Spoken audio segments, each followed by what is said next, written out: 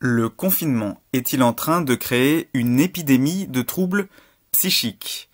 Bonjour à tous, je suis Luc Martranchard, je suis psychologue clinicien et psychanalyste et aujourd'hui je voudrais évoquer la souffrance psychologique importante que crée le confinement et j'irai même plus loin. Je voudrais vous dire aujourd'hui qu'il y a une urgence psychologique en lien avec le confinement.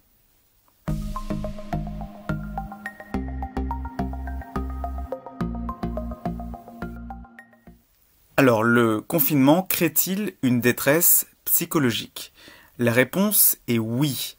Oui pour beaucoup de personnes qui avaient une fragilité psychologique qui existait avant le confinement. Oui aussi pour beaucoup de soignants qui travaillent dans des conditions qui sont très stressantes et qui peuvent se retrouver seuls le soir, sans personne à qui parler de ce qu'elles vivent pendant la journée. Oui enfin pour beaucoup d'autres personnes, des personnes âgés qui sont coupés de leur famille, des personnes très sociables qui ont besoin d'être entourées d'autres personnes, etc., etc. Oui, le confinement crée une détresse psychologique pour une grande partie de la population. Le confinement peut créer une détresse psychologique massive, notamment parce que la souffrance psychologique n'est que très peu prise en compte par ceux qui imposent, quel que soit le pays, les mesures de confinement. Il est regrettable que l'avis des psychologues et des psychiatres ne soit pas beaucoup plus pris en compte et que les gouvernants ne s'entourent pas d'un conseil de psy. C'est aussi quelque chose dont on ne parle que très peu en ce moment. Alors, à toutes les personnes qui souffrent parce qu'elles sont confinées, je voudrais dire, votre souffrance est légitime.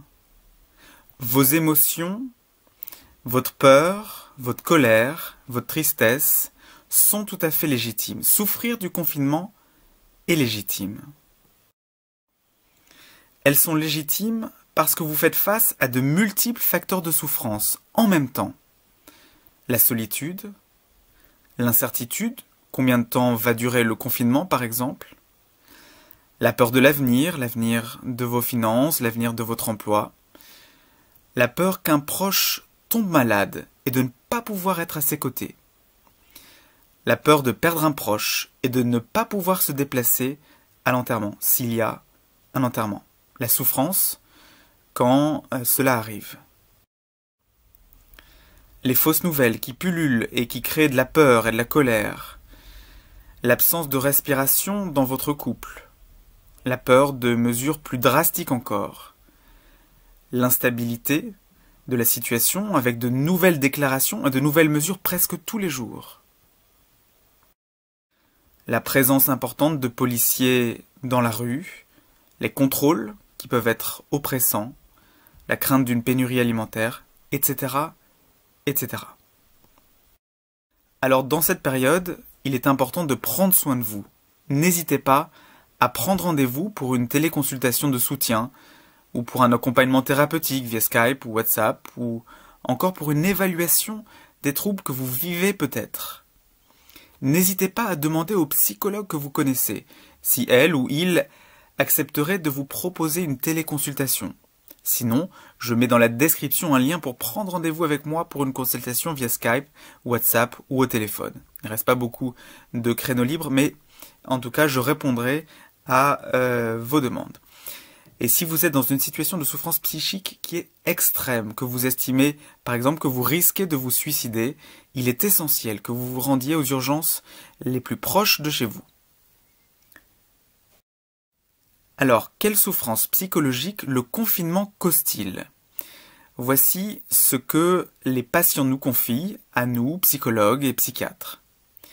Il cause de la déprime et même des dépressions avec un désespoir et des pensées suicidaires, de l'anxiété, notamment chez les personnes qui ont des tendances claustrophobes, mais aussi bien d'autres formes d'angoisse, de l'insomnie, une irritabilité importante, des violences conjugales ou à l'inverse une distanciation d'avec son partenaire amoureux, des troubles obsessionnels compulsifs, des TOC, du stress post-traumatique qui apparaît déjà, et même des décompensations psychotiques quand l'angoisse est trop massive.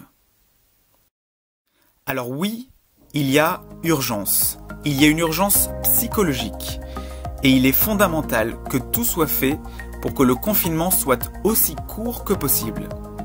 Parce qu'il faut dès maintenant que les gouvernements du monde entier fassent tout ce qui est en leur pouvoir pour éviter une épidémie massive de troubles psychiques.